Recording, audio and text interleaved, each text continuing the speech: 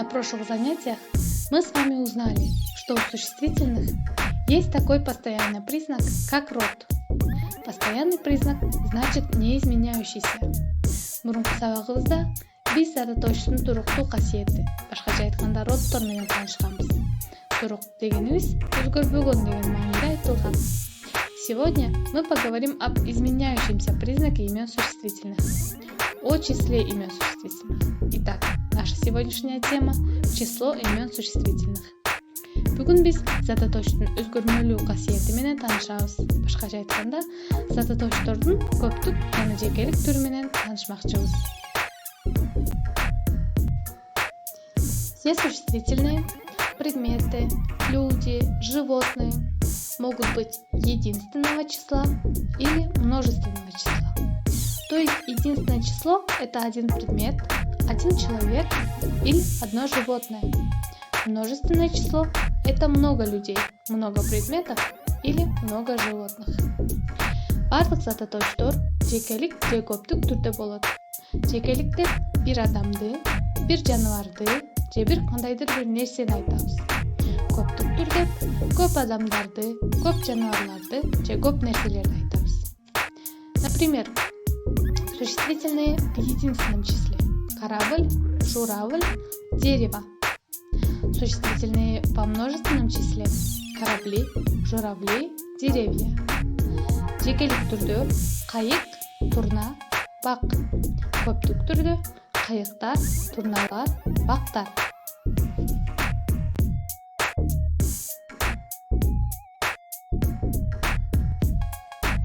При изменении числа имен существительных изменяется форма слова, а именно окончание. Зататоочтун санынын өзгөрүүсү менен анын формасы, тактап айтканда, сөздүн мүчөсү өзгөрөт.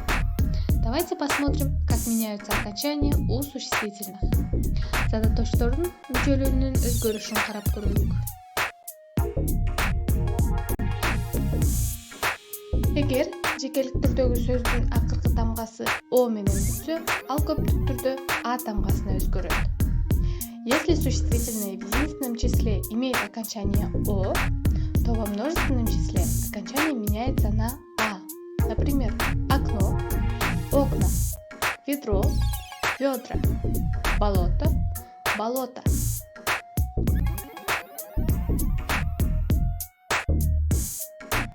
Эгер жекелик түрдөгү сөздүн акыркы тамгасы е менен бүтсө, ал көптүк түрдө я тамгасына өзгөрөт. Если существительное в единственном числе имеет окончание е, то во множественном числе окончание меняется на я. Например, растение, растения, платье, платья, выражение, выражения, управление, управление.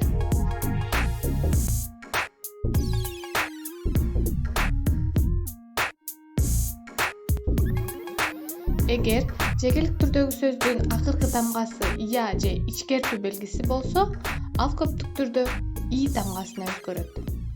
Если существительное в единственном числе имеет окончание я или имеет нулевое окончание с мягким знаком на конце, то во множественном числе окончание изменится на и. Например, змея, змеи, шея, шеи, дыня, дыни, семья, семьи, тетрадь, тетради, жизнь, жизни, гусь, гуси.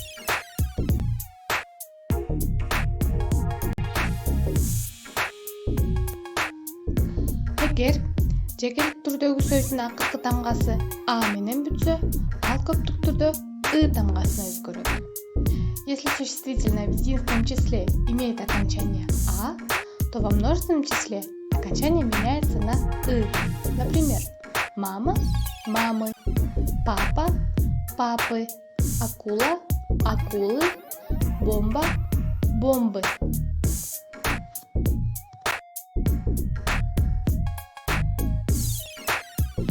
Эгер жекелик түрдөгү сөздүн акыркы тамгасы үнсүз тамга болсо, ал көптүк түрдө «ы» же «а» тамгасына өзгөрөт. Если существительные в единственном числе имеют нулевое окончание, то во множественном числе у них будут окончания «ы» или «а». Например, зуб – зубы, гриб – грибы, холод – холода, поезд – поезда, куст – кусты, плот – плоты, суп – супы, снег – снега, шарф – шарфы.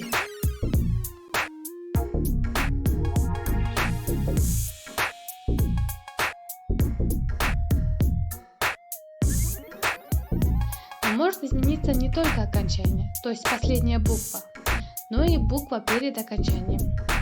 Бирок кээ бир учурда акыркы тамгасы өзгөрбөстөн толугу бойдон мүчөсү өзгөрүп кетиши мүмкүн. Например, ухо – уши. Или может появиться мягкий знак перед окончанием. Же мүчөдөн мурда ичкертүү белгиси пайда болушу мүмкүн. Например, дерево – деревья, лист – листья, перо – перья, стул – стулья, брат – братья.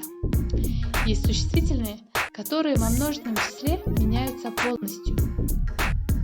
Кээ бир зататочтор көптүк түрдө толугу бойдон өзгөрөт. Например, человек – люди, ребенок – дети. Запомните, существительные, обозначающие вещества однородной массы, бывают либо единственного числа, либо множественного числа. Бир тектүү нерселердин жыйындысы же жекелик түрдө, же көптүк түрдө гана болот.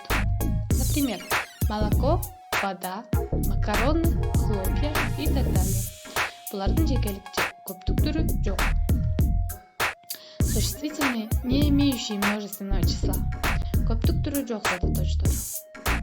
Молодежь, детвора, вес, детство и так далее. Существительные, не имеющие единственного числа. Жекелик түрү жок зататочтор.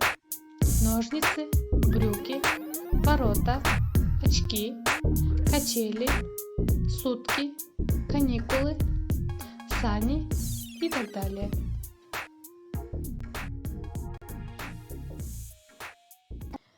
Эгер жеке мени менен орус тилин үйрөнөм десеңиздер, анда WhatsApp номериме кайрылсаңыздар болот. WhatsApp номерим 0778 27 49 66. Бүгүнкү сабагыбыз соңуна келди. Сөзсүз унутпай лайк басып, подписка кылып, комментарий жазып кетиңиздер.